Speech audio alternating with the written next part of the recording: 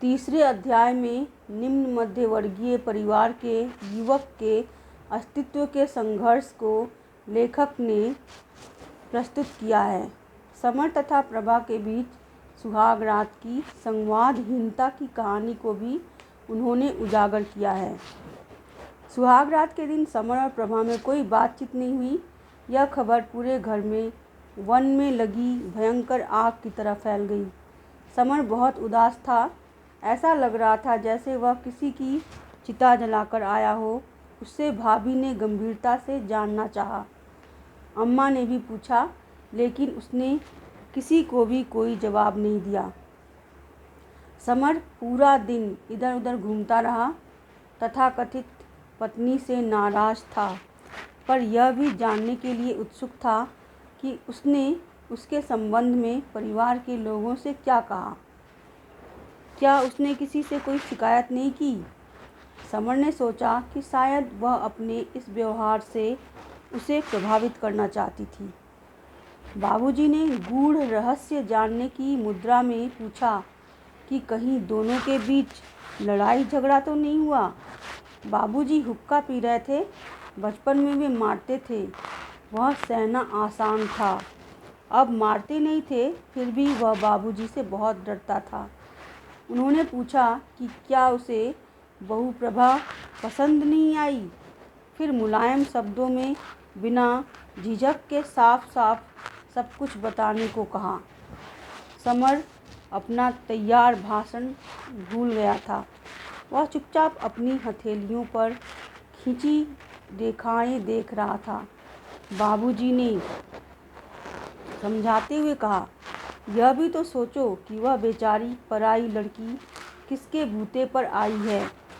क्या कहेगी वह घर जाकर? माना कि शादी करने की तुम्हारी इच्छा नहीं थी, लेकिन बेटा, जो हो जाता है उसे निभाना तो पड़ता ही है। समर फूट फूट कर रोने लगा।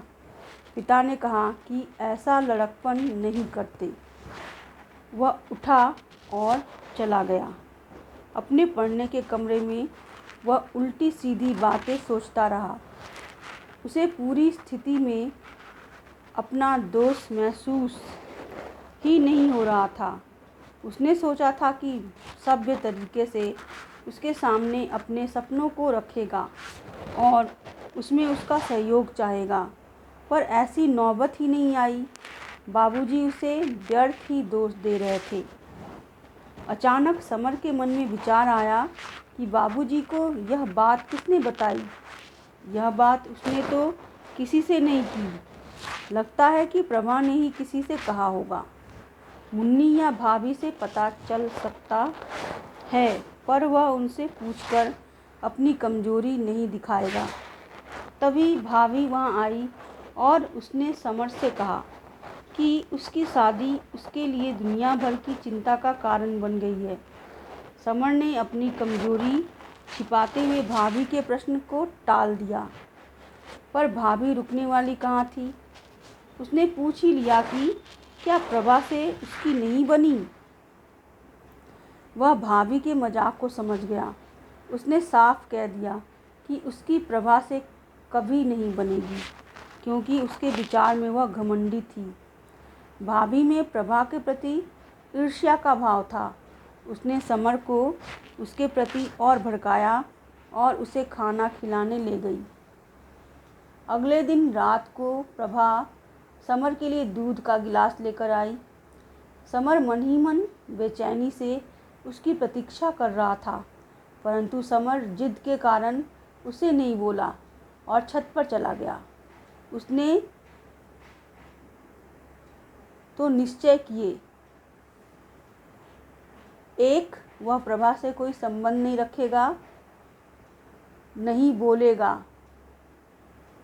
2, अपना ध्यान पहले की तरह पढ़ाई में लगाएगा।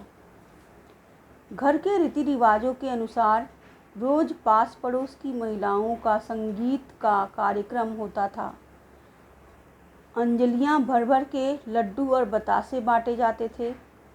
समर की माँ पड़ोसिनों से कानाफूसी करती थी कि उन्हें पर्याप्त दहेज नहीं मिला। अगले दिन नई बहू ने पहली बार रसोई बनाई।